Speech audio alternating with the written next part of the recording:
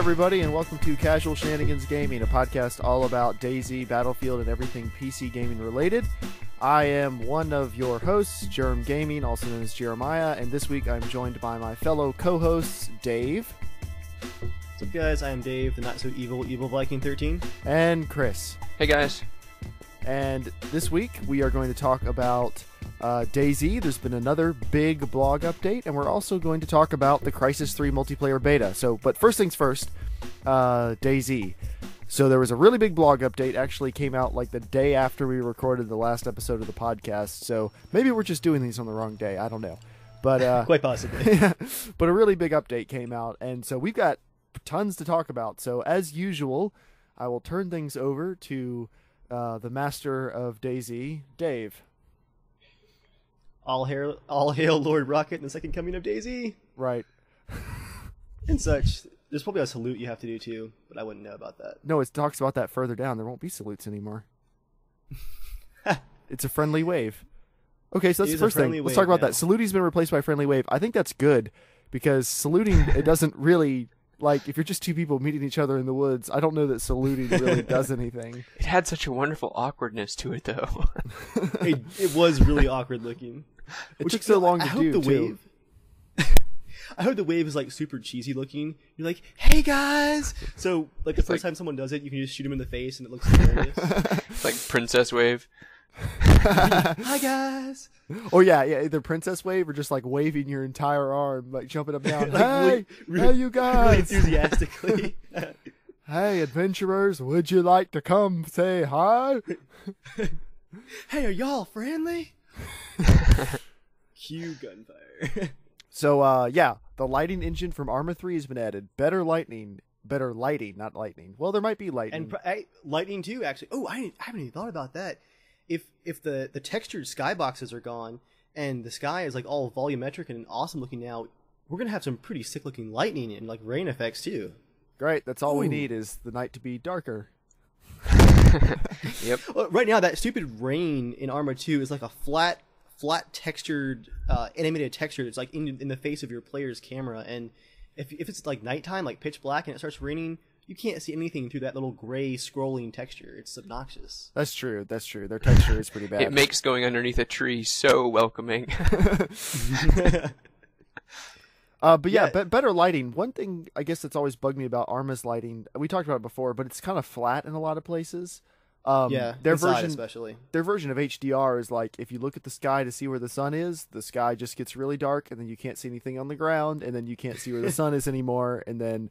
But everything is just kind of flat. It reminds me of Skyrim. One thing that I noticed in the screenshots that he posted on the blog, which I'll probably try to run those again in the video for YouTube, the shadows actually render a lot further with the new lighting engine, and that made a huge difference on making the buildings in the distance not look like they're floating. Like if you compare that one screenshot in Arma 2. There's no shadows rendered after like 100 feet away from the player. Right.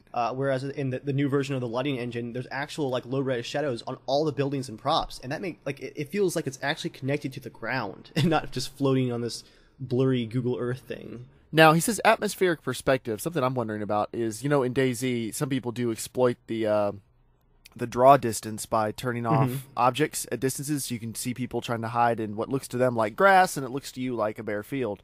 So atmospheric perspective, I'm kind of wondering, like, will that mean we get fog or just atmospheric density that renders our visibility, worse and worse as we try to look farther and farther away? That's what it appears to be saying, but is that the impression you got? That's actually my note. I call it atmospheric perspective. I'm not sure how accurate it's going to be, but just looking at those screenshots, whereas Arma 2 had this really awkward, like, 1990s N64 video game fog going on in the distance. Yeah. This feels more like the Crysis, like, truly calculated atmospheric perspective where you do get that kind of, like, nice haze in the distance. That should be controlled server side, though, from what Rocket said. So you can join like a high level server for high end PCs, and it'll be 5,000, or a medium server where it's 2,500. And I imagine we'll be seeing some servers where they just blanket the entire thing in fog, and everyone just runs around shooting 10 feet in front of them. Everybody, meet in Cherno. You don't have to tell the fog them, all the way up.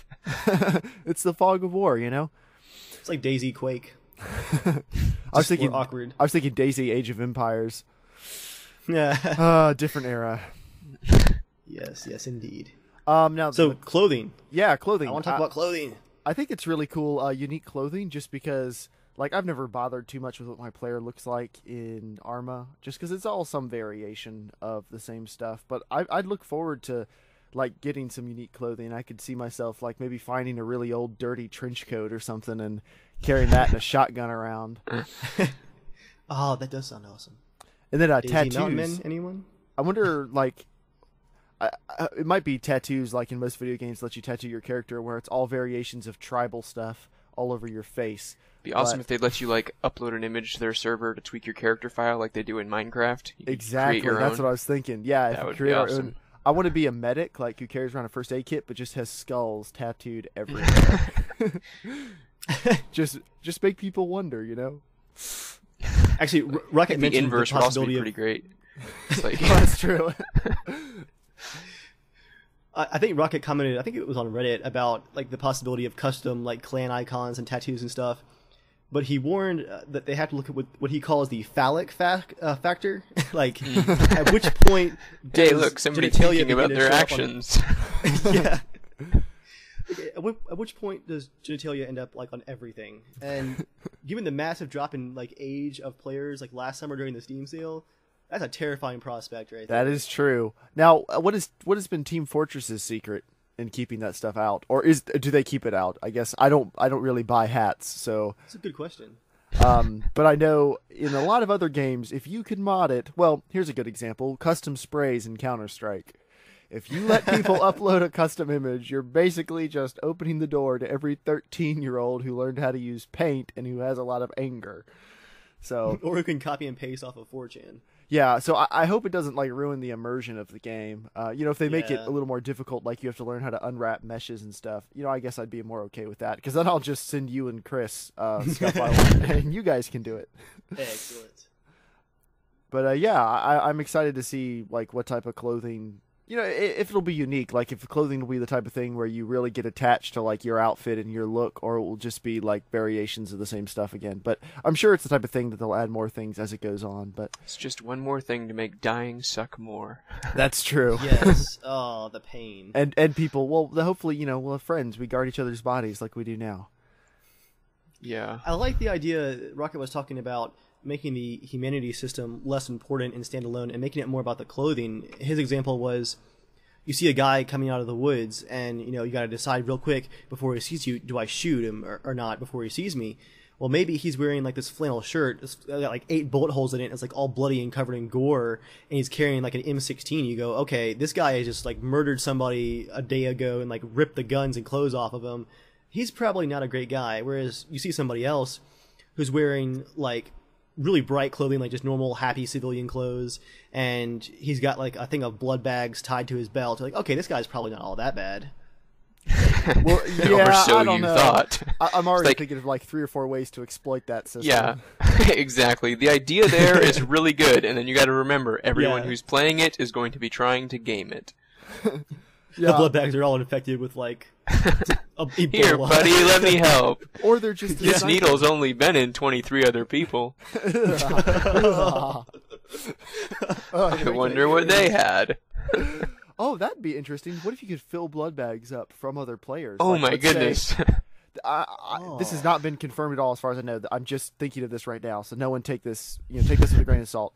But what if, like, say we're out in the middle of nowhere and you get shot and we kill the guy, but we don't have any blood bags and we don't think we're going to be able to get to somewhere with blood bags. And I don't want to leave you alone. What if I could give you a blood transfusion? Like A lot of that stuff going on there. Well, that would be really cool. Like, that would be really good immersion, for the game. I'm hoping that they're going to make blood bags. Like, right now, you never find blood bags anywhere except if you go to a hospital, and then there's just boxes of them sitting out everywhere. So, it'd be nice if they, like instead of a blood bag, what if you were, like, draining your blood into, like, a Coke bottle to give a transfusion to somebody? Something really survival-esque. I think that'd be really cool. That'd be intense. I know, if it's not making you feel really uncomfortable on a regular basis, you're not surviving. You're going around hunting people being like, oh man, 5th guy and still no B positive. I'm just imagining like a whole group of people quartering some fresh spawn who has nothing. Just like, look, buddy, we're just gonna take a little bit of blood and we're gonna send you on your way. It's gonna be okay, buddy. Universal donor. Universal donor. I can also see someone becoming like a serial killer where they just run around with an axe hacking people up, so they're just like dripping in blood from head to toe. They just like stand on the edge of town and stare at you. Imagine running into that guy in the middle of the forest on the edge of Electro or something. Who wants to be that guy? Yeah. So we're excited about clothing. Weapon customization. Get attached to your gun. Now he says no more finding full mag. Something I'm hoping to see, and that I've never seen in any other video game, is we're gun enthusiasts, and we know that when you reload, well, one, you never reload as quickly in real life as you do in a game. Like, it's not 1.5, 2 seconds by any means. Speak for yourself. Yeah, anyway. No, but also, like, let's take an AR-15 30-round magazine. That takes, I don't know, Dave, how long does that take you to load one? Steel or PMag? The steel ones tear my thumbs up. Yeah, they're pretty rough. Let's say PMag. PMag, oh gosh, probably 2 or 3 minutes. Like, exactly. Well, I've never done I it say faster. 2 minutes. I've never done it faster than about 2 minutes, just because you start out pretty quick, but then as you go on, you're pushing the bullets in, and your thumb starts getting kind of numb because you're pushing them, and the spring gets more and more compressed. You drop a few. Yeah, it takes a while, and in most games, it's like nope. Even in Arma, it's like nope. Reload. We're good to go. Well, so are you proposing that you're actually like reloading a magazine or Well, switching magazines, or like you're in- going to find magazines and you're going to find boxes of bullets? Well, I would like to find magazines with boxes of bullets, and he says you're not going to find full mags. I'd like to be able to combine magazines so that you don't just have a bunch of, because like if you get in a firefight and you reload, you might have reloaded with still 4 or 5 bullets left in the other magazine, and you don't want to lose those bullets because it sounds like they will be more rare, but at the same time, you don't really have time to deal with it right now. And you don't want to reload the gun with a magazine with only 4 bullets in it from then on. So I think it would be nice if, like, even if it's sped up a little bit, if there's like some animation where your character can combine magazines, but they actually have to sit down and stuff them in. Because I mean, every gun or every game does that with shotguns. You load shotguns one magazine or one round at a time. So well, here's what we do know. We do know that there will be magazine combining and magazine like management. It sounds like Rocket doesn't want there to be an actual animation.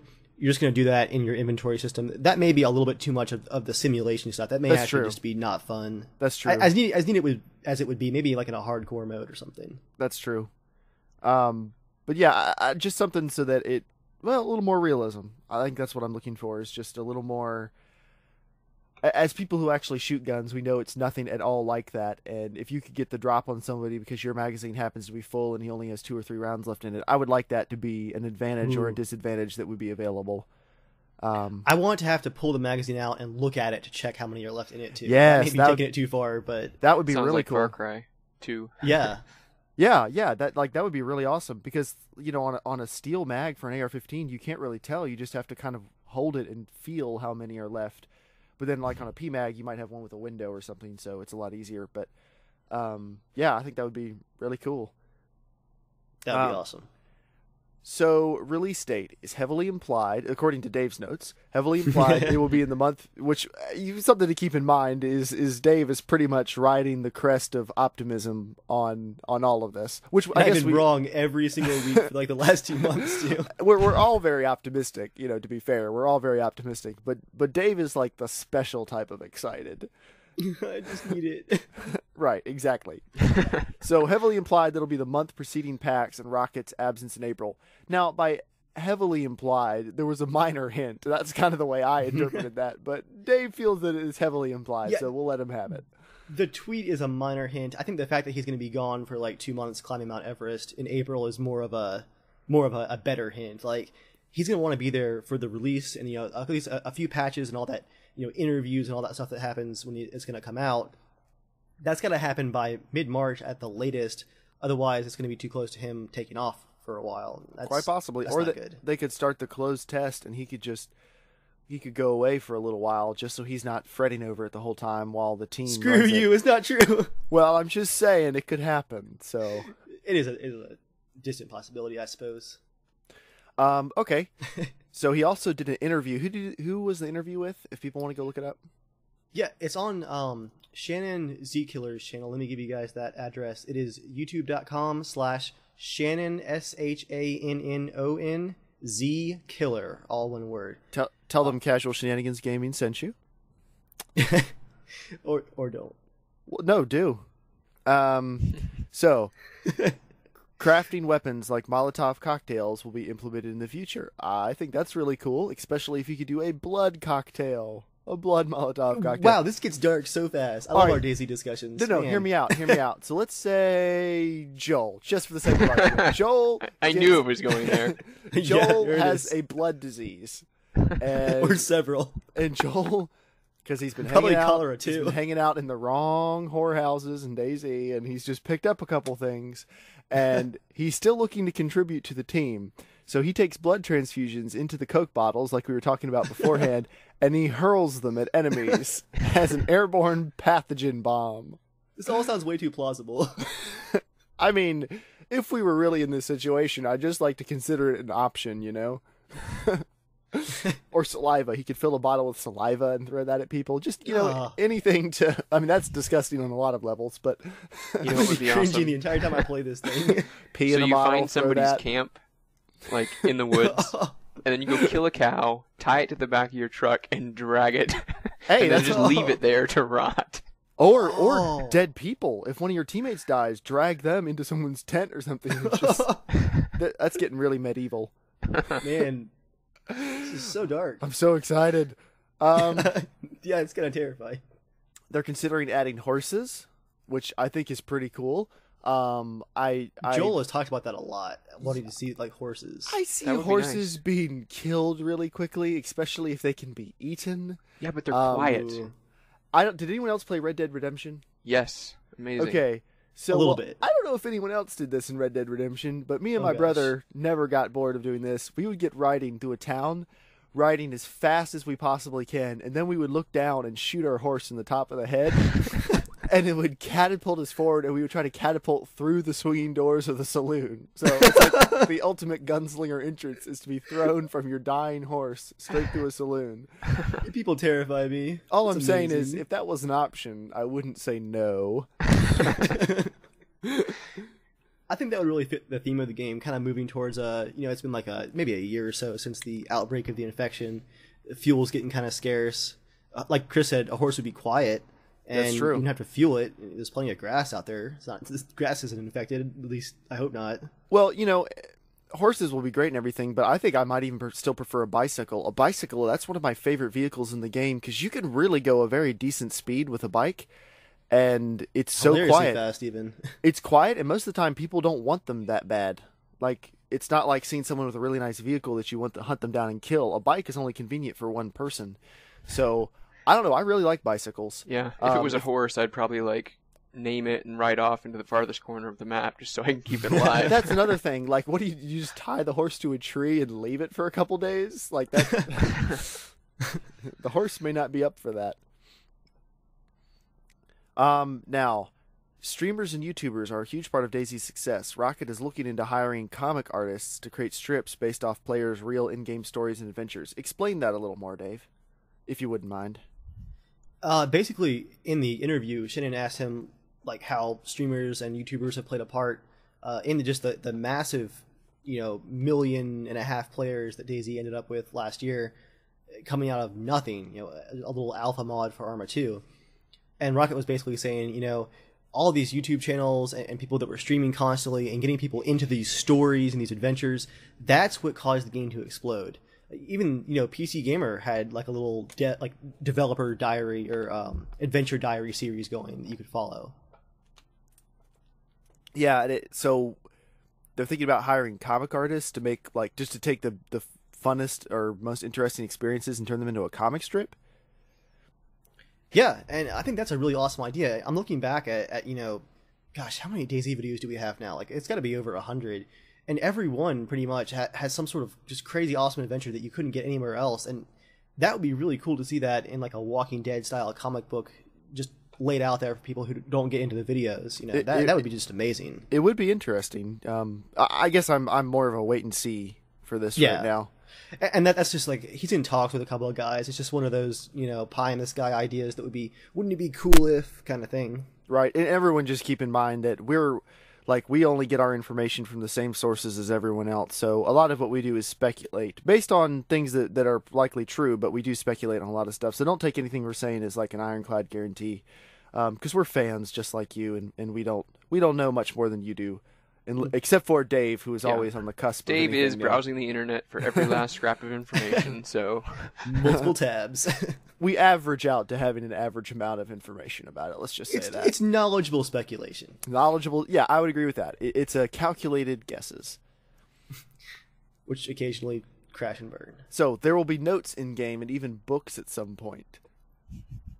Now, I've got a little anecdote to add to that. My family went camping, or not camping, but we went on vacation this past year to a cabin in the mountains of the state we live in, and the infection started. Well, good timing. They had a guest book there, like a little guest diary that everyone who'd stayed in there for a week or so would write a little. This is what happening this week, and it was all really lame. Like, we went to the lake and there was a fish.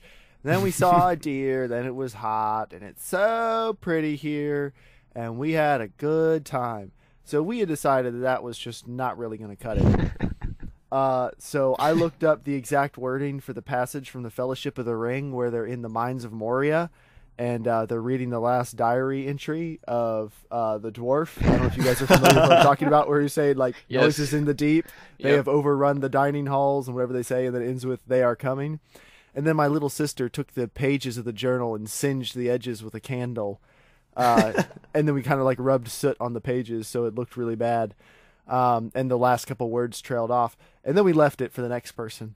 Hopefully, that's amazing. Just to give them a little chuckle in their day. And I'm hoping that if there is notes in-game, we can do stuff like that. Because now already people taunt each other with notes on the in-game map. Like, if anyone... here. Well, if you guys have watched our series for a while, you may remember when we discovered a duper camp way up north off the edge of the map, and we proceeded to completely suck them dry and steal all their stuff. And then the guy spawned in midway through us loading up everything and killed Dave, and we injured him, and he alt F4'd, and we were able to get away. And we never really did anything with all the stuff, but we mostly just took it just because he was duping and we wanted to. He also did steal our UAZ, so we wanted that back. Because loot. But he joined in a couple minutes later, and we had put a note on the in-game map saying, tons of loot up here. And then he wrote a little note saying, well, I got one of you guys. And, we were just kind of joking back and forth with him before he quit to another server, like a pansy. And then never came back according to the server logs. Yep. So I hope we can do stuff like that, but like at the entrance to a town, like what if you could hang a note on a road sign that says like, beware all who enter here, there's a grumpy old troll who lives under the bridge. Or we could just leave notes everywhere that just says beware of Joel. Just everywhere, like every town. Oh, we should do that. Beware of Joel. Or well, no, use his in-game name. Wilson is coming. Wilson. That's terrifying. Exactly. I'm going to actually tie this into a point I was going to make a little bit later because it is kind of related. Shannon asked Rocket about like any kind of mission system, and this is something that Joel like rabidly wants. Speaking of Joel, he wants direction and like some sort of like get a quest to go here kind of thing. Too. But I feel like that would just really break my immersion. Well, not if they're NPCs, but what if there was a system like, because there needs to be an end game for DayZ. We've talked about this before, but if it's just survive indefinitely, then we will get bored with this after a while. But what if this was like Eve, where it can actually turn into like a functioning world that the players create? And like, what if there was enough of an economy, or even if it was a barter economy, and you could set up quests, like you could set up in a town and say, you're really good at repairing vehicles. So you could send people out scavenging for parts for vehicles, and you pay them, and then people pay you to fix their vehicles, like, or, to buy parts from you, stuff like that. Like, what if there was a system set up like that to make the in-game interesting, so people could have more dedicated roles and stuff, and you could create quests if people wanted to take them up, almost like mercenaries. I mean, would you be excited for that? I think I would. Yeah, absolutely. Well, if it's done in the way that Rocket is describing it here, and this is how it ties into notes, is he wants the notes and books to be what drive the missions. He doesn't want you to like go to point A, talk to the NPC there, and like a giant thing pops up on the screen like, here's your objective with a marker on the map. He wants you to like find a note that says, so and so killed my brother, and I last saw him in this area, and this is what he looks like, and this is the gun he was using. If you can kill him and bring me proof, I'll give you this, and stuff like that, where there's no real direction. Like you have a goal, but like you decide how you do it and what those goals are. Like it's all player based. Right. Yeah. Yeah. As long as it's all player based, I don't want there to be NPCs. That would be my preference. Yeah. Or like giant UI overlays. That's what scares me. Like mission 1. All right. More civilian weapons, less weapons overall, which I guess means less variety or fewer of them in the map. Probably both, but what he was mainly referring to here was less guns in the loot table, like primary types. Okay. Like you won't have like M16 red dot, M16 4x scope. You'll just have M16 with options. Got it. Well, that makes sense. But tons of customization means you'll see many, many unique variants. Hopefully that doesn't mean the same thing as Battlefield 3, like so many attachments, hundreds of attachments for all the guns, and it's the same 15 things for every single gun. And, even if you don't want a 6x scope for your MP7, you're just kind of stuck. And then everyone uses like the same 3 for... Well, I mean, if they make a better combination than foregrip, heavy barrel, or silencer, and a red dot sight, I would use it. But since that is pretty much the best combination almost all the time... There you go. Exactly. But yeah, I think it would be really cool if you could get like a baseball bat and put nails in it, or get a baseball bat and put a sword on the end of it, or... golf clubs. I think you'd really Grand Theft Auto here, Yeah, this is sounding more Dead Island kind of to me. Oh, have you? Dead Island. I haven't played Dead Island yet. From what I hear, you pretty much do just grab whatever and beat zombies, right? Pretty much. Wooden plank. I mean, that'd be cool, because it does seem like once the escalation happens really quickly, and then it doesn't really matter if you have a old double barrel shotgun. It's useless because everyone else has much better things than that. And I think it would be cool if it was like really awesome to find a pump action shotgun or something, if that was always a good, valuable thing. I would like that at least. Kind of tying into the clothing thing and what Chris said about making dying even more painful. Like, I just know I'm going to find like some wooden stock M14. I'm going to customize it with like an ACOG scope and like an extended magazine. I'm going to maybe possibly even customize the graphics if that's an option, and it's going to be mine. I'm going to love it forever. And then some dirty bandit is going to steal it from me. I'm going to like flip my desk over. If you play, it's going to be the most anticlimactic thing ever. You're just going to get shot in the back of the head. You're not going to know where it came from, and you're not going to be able to get it back. If you don't play with a squad, they can't protect you. That's why you got to play with your mates. I do. Not you. I'm saying Dave. Dave is Mr. Like, I'll go off and find vehicles somewhere. But hide in the woods. Hiding in the woods. In your defense, you don't die that much, so it works out okay for you. But yeah. Anyway, loot spawning completely redone. We've talked about this. Everything being an individual item, and you'll have to look through drawers and cupboards and stuff. Something I would also like to see for scavenging for vehicles, since I'm really hoping, and this is alluded to farther on, that vehicles will be improved at launch, but still function as they did in the mod. Later, they will become customizable and upgradable. I would like, let's say, there's 15 vehicles in the game, more or less. 15 main types of vehicles that you see. Something like that, yeah. Let's say you come across a Ural with it's really heavily damaged. I would like to be able to open up the hood and get out a couple engine components and be able to carry those with you. Or be able to take tires off a working vehicle and carry them to put on a non-working vehicle. Just like, plausible stuff. Not everyone's not going to know how to rebuild an engine in the woods with no tools, but most people would be able to figure out how to change a tire or to get spark plugs out of something or siphon gas, or take the battery. Yeah, stuff that's a little more universal between vehicles. I think that would be really good to see. It's kind of a way to save your vehicles. You just like take all the tires and put them in your inventory before you log That's true. off. That's true. I'm logging out. I'm taking my toys with me. Actually, that's got the spark plugs, the battery, and the wheels. Well, good luck taking that. We figured out how that's going to be exploited. Although you know that the first group or even a single person that comes across that car, like with the battery removed in the middle of the woods, is going to be like, you know what, screw you guys, is going to like shoot it up and blow it up. Yep. Yeah, I can Just see that because. happening. Well, we'll do the same thing we did before. We've got to find good places to hide vehicles. We'll dig a giant hole and park them in the hole. Oh, camo netting! I want camo netting. Yeah, that would make a lot of sense to have that. It's in Arma 2 right now. It's just that it's an awkward, like, solid object, and it's really only useful in the map editor. Like, there's no organic way to place it right now. And we've talked about before, contaminated water is going to play a huge part in the disease system. You have to boil water before drinking it. I think it's interesting saying that clans could take over a clean body of water. That could be an issue.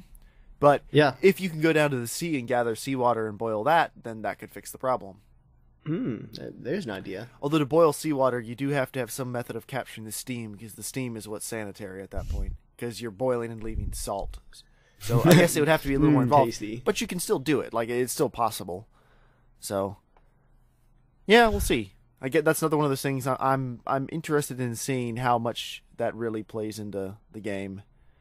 I'm kind of interested too to see. I'm not sure if he's going to release these, but Rocket was talking about once the main hive goes live and people dive on and start playing with these disease systems, they're going to have the ability, at least from an administrative point of view, to see like heat maps of these different servers and watch different diseases spread and die out and like, see like contaminated water. I want to see that stuff. That sounds amazing. It sounds like it could be amazing. The potential is amazing. Keep in mind, this is a little bit like Star Citizen. Star Citizen is a game where, like, once you read the proposed feature list, you're like, oh my goodness, oh my goodness, oh my goodness. Take my money, my wallet won't fit in the screen. But they haven't delivered yet. Yeah. And DayZ delivered a really excellent premise, but then they also patched it for months, and it's still broken. And granted, that is because it's part of that's a mod, and it's a mod on top of a really clunky, broken game. But, let's not get too excited about some of this really, anything they say, well, in the future, it'll be so-and-so. Remember, that's what the WarZ devs said, too. Whoa. Now, hold on. Now, they were a lot more dishonest about, it'll launch with this and this and this. But when confronted, what they basically said was, well, those are features we'll add in later. Well, later is very ambiguous and doesn't make the game good now. So, especially when the store page says available now. Well, I understand. Like, I agree with you on that. I'm not defending the WarZ or trying to compare it to DayZ. What I'm saying is, don't get too excited by all these promised features, because promised features, they could be 2 years out. Like, the initial game has to be stable or it will not work. If it's as broken as the mod is, then I don't think it's going to take off. Like, and Rocket said too that with some of this stuff that he's proposing for the future, he's not afraid that if they get maybe a week into developing a horse system, and he's like, this adds nothing, it looks terrible, he's not afraid to just axe it and say, no, we're not doing this. Which it is doesn't good. really add to the game. That's the benefit of a really small developer is, they're like a small ship. They can change directions really quickly. But then, of course, their game has to be successful or they don't have the resources to do anything else. So it's a trade-off. They're not like EA where they can just pump out crap year after year, and as long as they get a hit every once in a while, they're good. I think everyone rags on EA, but man, I'm looking at SimCity, Battlefield 3 no. coming out. The thing is, EA, like, I don't hate EA. I dislike some of the creative decisions that they have done. I can agree with that, yeah. But if it wasn't for EA, quite a few of my absolutely favorite games wouldn't have existed, because someone had to step in with a pile of money and say, here, make that sci-fi game that turned into Mass Effect. Or, here, make Battlefield 3 really awesome. Like, we'll distribute it for you. Like, it does, sometimes it takes a really big company like that. But then sometimes it's the same really big company that makes Origin, which is okay. That's entirely within their right to do that. But once they make Origin, they're like, and let's pull our games off the #1 digital game service, because that'll make people want to use our service, which I don't think really happened that much. People just got used to it. So that, and they also closed Westwood, which I'm forever bitter about. Yes. Now, which games did Westwood develop, for people who don't know? The entire Command and Conquer series. Yeah. I mean, no, I knew. I just wanted to make sure that other people knew. Which I've heard the newer ones aren't horrible, but dude, Tiberium Wars is awesome. I did play some of that. Yeah, that was pretty good, but and it just with didn't have the the same expansion packs, feeling. oh man, for me, I've played a couple of the others. Tiberium Wars is by far my favorite. Like, it's just so ridiculous. In college, Chris and I would play with another guy. We figured out that we could do a local network, but if we tried to join on the dorm network, it couldn't handle more than like 2 or 3 computers because the switch wasn't fast enough. For whatever reason, that game needed a gigabit switch. So we set up a local LAN, and we had secondary Ethernet cables we'd have to plug into our computers when it was time to play Command & Conquer. But for most of a semester, Chris and I and this other guy, like, would you say, Chris, pretty much every evening? It was pretty frequently, yeah. Yeah, he would come over, and we would just team up and try to beat, what was the highest difficulty? What are they called? Brutals. Brutals, yeah. We got to the point where we could take 3 Brutals if there were 3 of us, but one of us couldn't take a brutal. Like, we got a good enough plan. But I don't know, that game, as far as real-time strategy goes, that was the perfect blend of speed and strategy and complexity to me. If only it had been a little bit bigger in scope, because we tried to play it like it was Supreme Commander. But true. It didn't quite like our unit counts. That's true, yeah. We played on a custom map, Dave, that was just a giant, what was it called, the Roctagon? Was that it? Yeah, we varied. That was one of them. But it was this giant circle, and going off of the circle were 8, not islands, because it was cut out of a cliff, kind of, or cut out of a wasteland, but little separated sections going in equal distances around it, and they had like these narrow pathways leading to them, and then inside those areas there was Tiberium just stacked on top of each other. And it was so much that the entire game lagged all the time. Like, even with 3 really fast computers, it just lagged. And the engine's just like, kill me! It was pretty much unlimited money. Like, only a couple times, because then you'd have people like Chris who would immediately start branching out into some of the other little island things to start harvesting their money, or harvesting their Tiberium. But you couldn't harvest Tiberium fast enough. You would have stacks of the little loaders waiting, the harvesters waiting to go into your, the plants. So refineries. Yeah, refineries. I can't believe I forgot the name of that. But yeah, anyway, Command & Conquer, awesome series. They're making another one, aren't they? Yeah, BioWare is making the next one. It's based on Frostbite, so it's going to be. It looks very promising. Interesting. Wait. Last I heard something about that going free to play like a month ago. Like, is that true? I hadn't heard news on it recently. I heard free to play rumors. I haven't heard anything else about it. It would make sense if it was free to play, though. Yeah. Yeah. I don't know. That makes me nervous. It does. Yeah. Like that go free to play all of a sudden. Well, it'll be interesting with the new developer. I mean, it's going to be a new direction. I don't think they're going to be quite true to the Westwood feel. Yeah. So it'll be interesting. Free to play is fine as long as it doesn't go pay to win. Right. Which happens like 75% of the time. Well, it'll be interesting to see how it works with an RTS. I haven't gotten into PlanetSide 2. I was all excited about PlanetSide 2. I played some of the beta. Dave, you got me into the beta, and I played it, and I was enjoying it decently, but then the game came out, and I wasn't able to put a ton of time into it. But I was still interested, but then I kept seeing everyone complaining that if you don't want to spend any money, you really are going to suck. So I've never really gotten back into it because I'm just not really, like, I don't like the game enough to buy it, so I don't really want to have to put money into it to be competitive. Speaking of free-to-play games that are balanced and not pay-to-win, Tribes Ascend. I just got back into it and am loving it again. It's really so awesome. Yes. See, Tribes Ascend is a unique blend of, oh my goodness, I'm flying across the map at 200 miles an hour, skiing, jumping off things, and I'm the king of the world. It's a blend of that and how on earth did that person kill me from 1.5 miles away? It's called Practice and Talent. It's I know. So wonderful. I know. But Capture the Flag and Tribes Ascend is one of the most fun game modes I've played in any game, although I'm hoping, segue, that Capture the Flag and Battlefield 3 will be even better. Have you guys seen the trailer yet for in-game? Oh, yes. Chris? No, but I doubt it.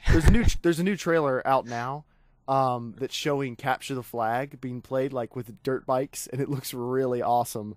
Like Call of Duty has a Capture the Flag mode, but since it's all infantry-based, one person gets the flag, they run 10 feet and get killed. Someone else picks it up, they run 10 feet and get killed. and it's that really could be awesome. It's kind of like Tribes in a sense, people just juggling the flag back and forth. Yeah. But in this trailer, it looked really awesome because the guy was on a dirt bike, like holding he's got the flag attached to him, and he's just flying along. He's being chased by dirt bikes, and people are shooting at each other, and it looks really cool. I'm the really flags flapping in the wind. I'm excited for in-game. In-game might be the little shot of adrenaline that Battlefield 3 needs to go down as one of the all-time greats. Did you catch the air superiority stuff at the end of the trailer? I saw that there was that ground vehicle that seemed to be an anti-air Jeep.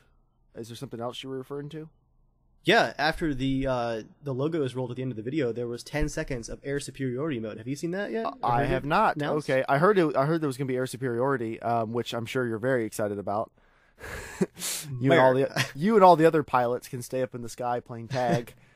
It looks pretty awesome. From what the trailer showed, it's at least going to be 7 versus 7. It looks like you spawn in the jets, and there's these big like reconnaissance blimps flying on these huge maps, and it's like Conquest, like capture the zone around the reconnaissance blimps. Wow.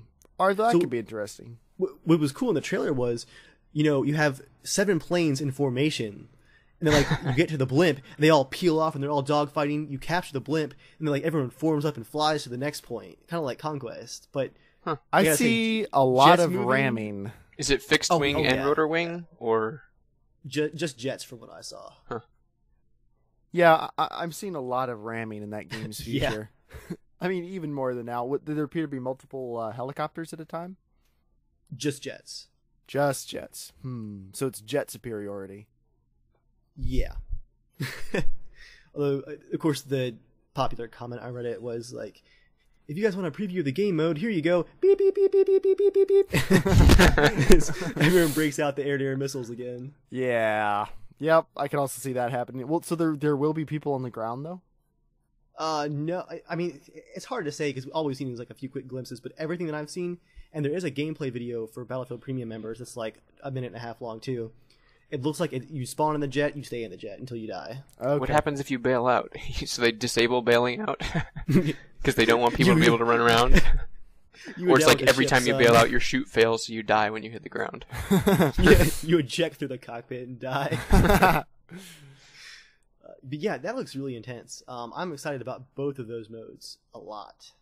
And I'm interested in seeing what maps there are. So far, the map they showed for Capture the Flag looks like it could be Armored Kill or Caspian Border or any of the other, they're kind of, the variety of maps, Aftermath notwithstanding, has not been as large as I would have liked it to be.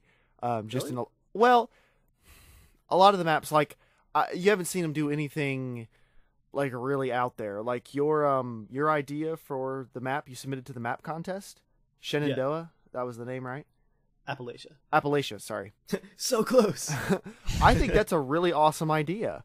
Or I've seen other ideas of having a town, just a typical American town with a mall in the middle and suburbs and stuff. That would be really cool. And they've certainly had the ability to do it, but it seems like they pick a lot of wide open stuff. I don't know. Did you see the naval one that got submitted for the contest too? That one looked like fun. You basically, the Russian team attacks a fleet out on the ocean. You go from ship to ship, taking the flags. Oh man, fighting between the decks. What if there was Rush on an aircraft carrier and you have to move up? That would be really awesome. Use the pontoon boats and the Amtraks and the helicopters to go from ship to ship. I mean, all I'm saying is there's gonna be 20 something maps by the time it's all over. Oh man, yeah. I mean, there's gonna be a ton of maps, good maps, really good maps, but.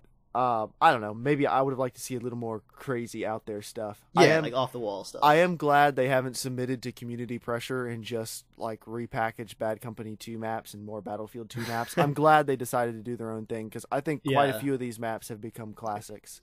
Yeah, if you want Bad Company 2 maps, just go play Bad Company 2. Exactly. The games are too different. I don't think. Yeah, Bad Company 2 is still a lot of fun. It's only 2 years old. I would love to play Atacama Desert. I will say that. Yeah, that was a good map.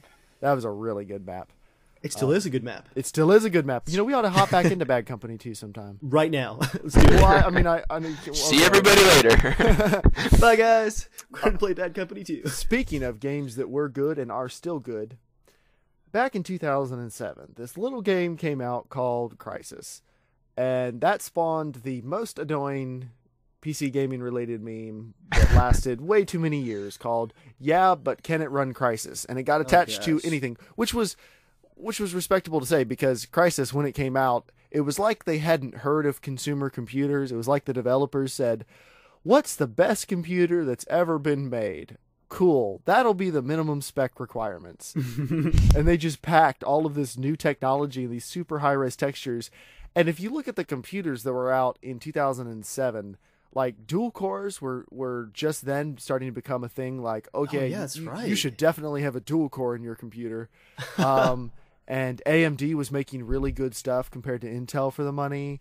And NVIDIA had just come out with the 8800 GT, which was, as far as I can tell, was pretty revolutionary as far as packing a ton of performance into a small form factor. And, like, if you look at what was available back then, it just doesn't make sense why they would want to release the game then, but they did. And for anyone who could play it, that's a terrible decision. Like, well, yeah, it was, and it. Oh man! But it was a PC only game. Like, that game, you couldn't dream of that thing running on a console, especially because the consoles were fairly new at that point, so people weren't really good at coding for them. It was a PC game.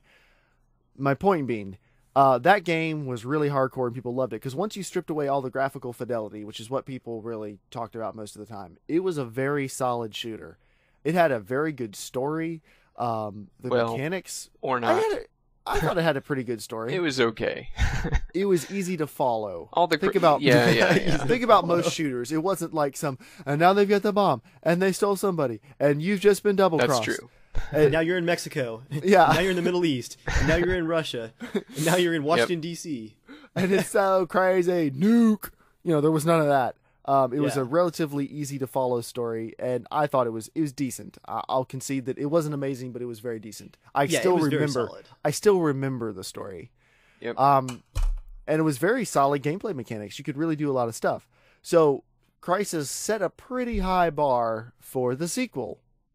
And then it's like the developers looked at the sequel and were like, let's take everything good about Crysis and let's just put that on the shelf for a little bit, and let's make a totally different shooter. Let's get rid of that island, and let's bring everyone to a city, and let's make the game linear, and let's make the graphics more normal, and let's make the plot make way less sense.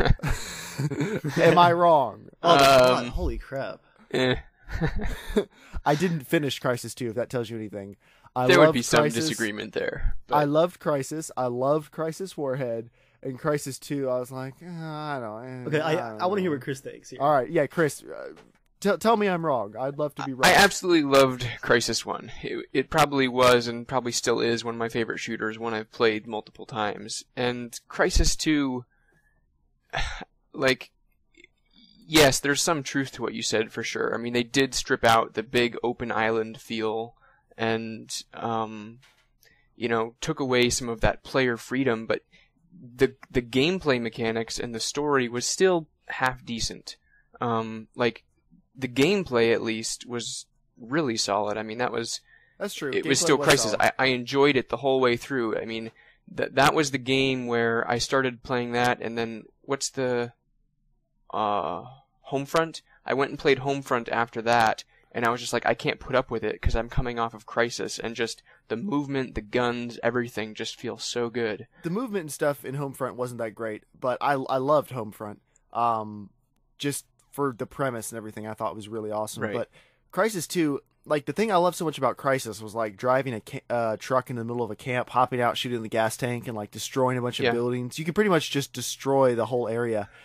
And Absolutely. Crysis 2 wasn't really like that at all. Like, it just took away some of the things I really loved about Crysis. You also mentioned graphics, making it more mainstream, and while they did make it mainstream and did the amazing feat of bringing it to consoles, they also streamlined the engine so much and cleaned it up with the release of CryEngine 2, or was it CryEngine 3? It was CryEngine 3. Was it? Yeah. Yeah, the original CryEngine was Far Cry. The game looked beautiful, especially after, which took them too long, but especially after they released the HD update for PC. Yeah. No, I definitely agree with you. The game looks really good, but it doesn't look... DirectX 11 and Tessellation, like, I just walked around levels looking at sandbags because I was realizing that, oh my goodness, the individual grains of the canvas are standing out. But if you compare And I think it's great that they optimized it more and everything like that. Like, that's good. That's what we need. That's what we want for the future. But if you compare Crysis to games that came out in 2007, it's just like an unreal difference. Like, it blows your mind how much better it looks. That's true. I mean, other people are catching up, but... Well, I think that's the thing, is people have caught up so much that Crysis 2 looks really good, but it doesn't like bring your system to its knees, and it doesn't blow you away like the original one did. And now, just a couple years later, a year and a half later, we have Crysis 3 coming out. And Crysis 3 is now a multiplayer beta, and I booted it up. Now, we don't know how much of the graphics are final code or anything like that, but so far I've been running at a pegged 60 frames per second with everything on ultra high. Mm-hmm. With that, you have to remember a couple things. A, you're playing the multiplayer. B, Crytek has said that they're going to be releasing a PC versions that will be able to be pushed further to hurt your system.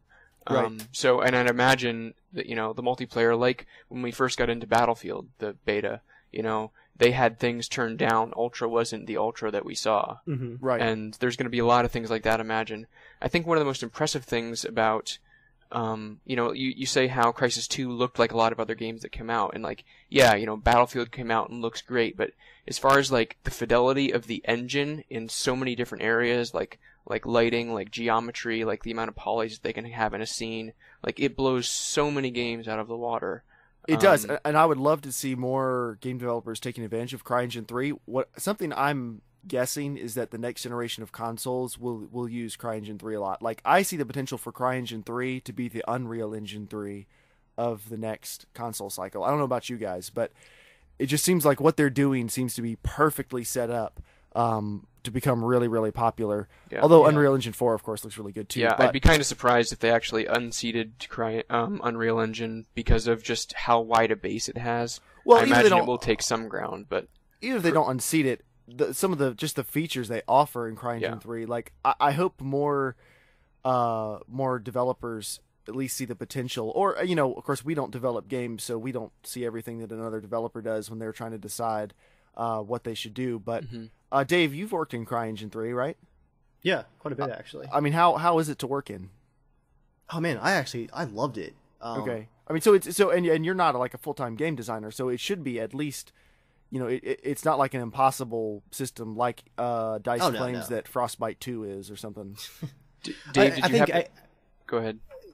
I was just going to say about what DICE said about modding. I think it wasn't so much that the Frostbite tools were difficult. It's that if you look at the credits for the game, there's all these audio and visual and plugin systems that are part of Battlefield 3 and the Frostbite engine that DICE is actually licensing from other companies, that they'd have to get a license to include in any kind of modding software. Oh, I didn't hear that. I think that is actually why we got no mod tools for Battlefield 3, was because to set up like a development computer, like a development system for Battlefield 3, you'd have to have all of those plugins, like all your ducks in a row, and licenses for all of that, and that could get terrifying. That's true. Yeah, I can see that. Because a modern game engine is no longer just this one base of code. It's a system that connects together. Right. What I'm looking at, or what I'm guessing, and this is of course speculation, but the big systems for the next generation of consoles are going to be CryEngine 3, Unreal Engine 4, and the next Source Engine. And Frostbite for EA at least. Yep. Yeah, for EA. We'll see what EA does with it. I mean, they might do a lot of really cool stuff, or they might shelve it. Well, we already know that quite a few games are being developed on it. What other games are being developed on Frostbite 2? Command & Conquer is, but what else? The next Mass Effect game. Okay. What now? That's Mass a pretty Effect, big one. It's been Unreal Engine up till now, hasn't it? Yes. And they've done an awesome job with the Unreal Engine, so I look forward to seeing what they can do with something with a good lighting system. Yep. Yep. Dave, did you happen to see there was a 20-minute behind-the-scenes CryEngine 3 video on PC Gamer detailing a lot of the behind-the-scenes systems for the next engine update? I looked at that. I thought that was really awesome. Yeah, I watched the whole video and was kind of drooling. That's exciting. I worked in CryEngine 3 for about 6 months last year, and I really enjoyed it. The editor, even compared to CryEngine 2's editor, is so streamlined now. It's so much fun to work in. That whole what you see is what you get, and the visual fidelity you can get out of that, it's awesome. Yeah, anybody interested in game development, I'd recommend that video. Just if you're looking at, it kind of reminds me of like that's the thing about about Crytek and about Crysis. Crysis is really the game that they're making to sell the engine. Like to consumers for sure, they want people to play it and enjoy it, but I think even more so to get developers on board saying, look at what our game can do and can do well on the PC, on consoles, all over the place. I think that's one of the most exciting things about that company and one of the reasons I love Crysis. Now, so back to the Crysis 3 multiplayer. Yes, yes. Sorry, yeah. The beta started, and it's an open beta. You should definitely hop into it. I think it's running through February 12th or 13th, something like that. It's available on Origin, so definitely go try it out. If you have at least a medium quality system, you should have no problem running it. And I'm curious to hear people with lower end PCs, how does it run for you? Because so far it's been very smooth. So I'm interested in seeing how optimized it is. But Dave and I have both been playing it. Now, my least favorite part of any Crysis game is when you fight people in other power suits. Because for me, the fun of the game is not being a superpowered person and fighting other superpowered people. It's being a superpowered person and fighting lots and lots and lots of regular soldiers. Cannon fodder. Exactly. I'm not talking realism or anything. I'm talking just pure fun. That's what I like. There's two modes available in the multiplayer beta. There's what's it called? Crash Site and Hunter. And Crash Site is kind of like a really fast version of capture points, where a point goes down, you rush, you try to stay on it, and then you try to kill people who come to get you. And I don't know, that mode is okay, but that's not really doing a whole lot for me. Yeah, it's okay. Yeah, it's just okay. That's what I was thinking. Like, it's fun, but you have to do a lot of damage to people to kill them. It does take a while to kill somebody. A long, long while. Yeah, so I'm not like super enjoying that so far. But it's fun. Like, it's decent fun. It would never pull me away from Battlefield 3. Let's just say that. But Hunter mode is really fun. Hunter mode is where two people start out. It's kind of like a game of zombie. Two people start out as hunters. Everyone else is cell operatives. And I'm assuming that the campaign of the game will explain what the difference between cell and hunters are. But so you start out as hunters, and you have a bow, and you're invisible. And one drawn back, like fully charged bow shot will kill somebody from most ranges.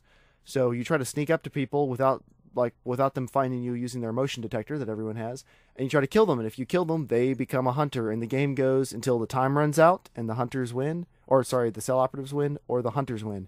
And Dave, what do you think of this game mode so far? Have you played it much? It is a terrifying version of hide and seek with bows and arrows. It is. I like it a lot. Oh man, it's when it comes down to like, you're on the cell team and maybe you manage to take out one or two of the hunters, but your alarm keeps beeping, and then you like check the score real quick and you realize it's like you and one other guy left. There's like 30 seconds left, and you know that all of them are coming for you. You just want to like crawl in a corner. Yeah, it's one of the few times I've played a multiplayer. Actually, it might be the only time I've played a multiplayer game, except for DayZ. One of the only times I played a multiplayer game where I was actually like my pulse was going up because of how, not just because the game was super close in score or something, but because like you run in and you hear the and it starts beeping, and you know someone is within like 15 feet of you and you can't see them because they're invisible, so you're spinning around in circles trying to see an outline of their suit. Or you're spraying from the hip. Yeah, you're just spraying all over the place trying to hit somebody. And then like if the beeping goes away, then like they've moved on, or they're hiding in the shadows and waiting for you. There were quite a few times where I thought I saw someone run around a corner, like I thought I saw the outline of their suit. So I'd cautiously peek around the corner, and they'd be standing right there with a fully drawn arrow waiting to pop them in the head. So that's a jump moment right there. I'm assuming there'll be more game modes than just that, than just those two. But even if it was just those two, I don't know if I'd play Crash Site much, but Hunter, that's a really fun mode. Like that, zombie game modes have been done in Call of Duty and other games, but there's enough of a twist in this game that I think it makes it really, really fun. Now, one difference I noticed from Crysis 2's multiplayer, I only played the multiplayer beta for Crysis 2. I never actually played it multiplayer in the final game.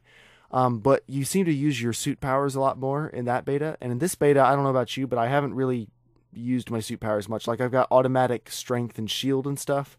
Yeah. But I haven't been switching back and forth like I did in the original Crysis or like I did in Crysis 2's beta. So I don't know if that means they've streamlined the suit powers more, or if they're just not implementing it that much. We're just going to decide what you want for you.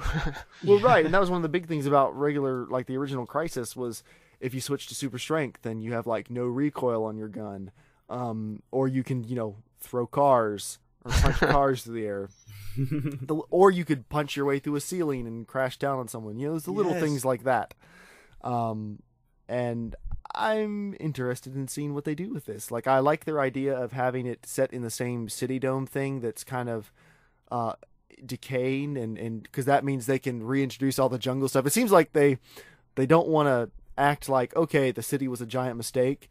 They want to give the jungle back to all the people who want the jungle back, but they can act like, they can pretend like this was their plan all along. The whole premise of it is just crazy. Yeah. What'd you say, Dave? I'm just a sucker for anything like super apocalyptic. Like, what was that Discovery Channel show? Like, after people are all gone. Yeah, After Us.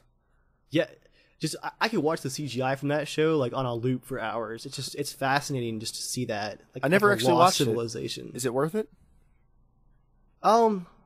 It's worth skipping through. Like I said, I watched the CGI. I'm not sure how much the commentary. Here's the real question: is it on Netflix? That is the real question. Actually, I wonder. I could probably check. Let me see. Netflix, bring it up. Yeah, going back to Crysis 2 for a second. Jeremiah, you mentioned the plot. Yeah. Earlier. Yeah, I'm about 2.5 hours in. I'm actually really enjoying the graphics. They're different, but they're still pretty cutting edge. But man, I am so confused with the plot. Like Crysis 1 had that like. Yeah, the plot in Crysis 2, because in Crysis 1 you had that really awesome cliffhanger at the end where you're like, yeah, like I was like, oh man, I can't wait for Crysis 2 to see what happens. He should have picked up right there, like that's what I wanted. Yep. Not who's Nomad? You're someone else. I am 2.5 hours into Crysis 2, and I still have no idea what I'm doing or how it connects to the game that shares the name. Like, yeah. Yeah, that was actually, that's probably my biggest disappointment with Crysis 2, was like, I was all excited to find out what had happened to Prophet and see the continuing adventures of Nomad, but instead they were like, would you like to be someone different? No. Well, in it a doesn't different place matter. Across the world? Yeah. Would you like to only be slightly related to the previous game? You're in luck. Yeah, I'll completely agree with you there. I think gameplay-wise, compared to Crysis 1, I didn't think Crysis 1, I loved the beginning, but then it would switch to the alien section, spoilers, and I thought that, like, they just weren't that fun to fight. You know, that whole section kind of dragged. That's very true. Where in Crysis 2, the aliens throughout were enjoyable to encounter. Like, they're harder than normal soldiers, they act differently, the AI is significantly different. They were actually enjoyable versus, you know, so I didn't mind whether I was fighting Cell or if I was fighting aliens. Now, Chris, you've beaten Crysis 2, right? Yes. Does it ever, like, connect completely where you're like, okay, I get it now? Kind of. Well, I'm never playing it. That's comforting. I'm never going to finish it. Actually, I probably am. I bought it on an Origin sale for like $5 2 weeks ago. Yeah. Yeah, me too. I bought it for 10 like 2 months ago, but yeah, same thing. I guess I probably will play it. You probably won't be terribly satisfied with the ending. Just saying That's encouraging. Saying you probably won't be terribly satisfied. That's a glowing endorsement if I've ever heard one. You probably won't love it. If you're looking... Yeah, anyway. All right. As always, if you want to be a part of the podcast, write into casualshenanigans@gmail.com. You can send in questions and things, and we will happily answer them in the podcast. We don't actually have any questions this week, but let us know what you think about the DayZ stuff we talked about, and what you're thinking about the game. Like, what are your thoughts towards it as of right now? Are you super excited like Dave? Are you a little more wait and see like me? Do you not care at all? If you don't care at all, I guess you can tell us, but we probably won't read that on air unless it's really thought-provoking. Shun the non-believers. Shun. Yeah. So, Dave, do you have a question of the week for us? I don't have a question of the week, but I have a comment of the week. Sorry, that's what I meant. Comment of the week. I'm sorry. Would you? Yeah. That's right. Take it away. Smooth transition. If I could actually smooth transaction. Wow. Smooth transition. Man, we're rocking and rolling tonight, aren't we? Yeah. if I could smooth transition the other way, actually, we have a 90-second message from Joel, who couldn't be with us tonight. He wanted to do his like CEO call-in for the conference and send us a message. So let's all say hi to Joel first. Everybody say hi, Joel. Hi, Joel. So enthusiastic.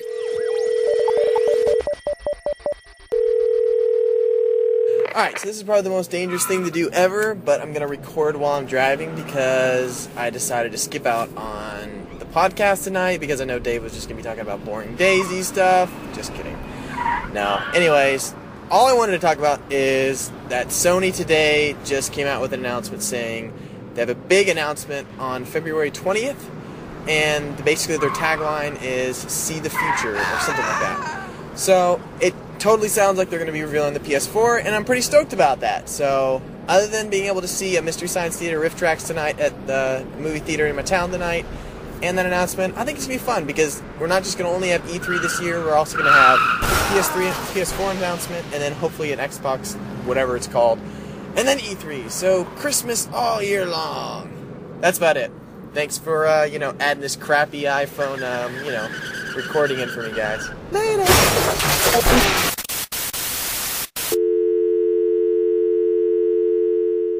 All right, guys, so that is going to be the podcast for this week. We will, of course, be back again very soon with more DayZ updates. When we see more more in-game information about Battlefield, we'll talk to you about that. And what is everyone planning on playing this week, real quick, before we go? I'm planning on playing some more Tribes and a fantastic little game I just downloaded the demo for called Teleglitch. I'll probably be playing some of that. Ooh, that sounds intriguing. I'll be checking that out also at some point. Yep. Teleglitch.com. It's a roguelike. It's pretty sweet. Sweet. Dave, how about you? This week, I'm probably going to get on some Crysis 3 beta while it's still available. I am enjoying that.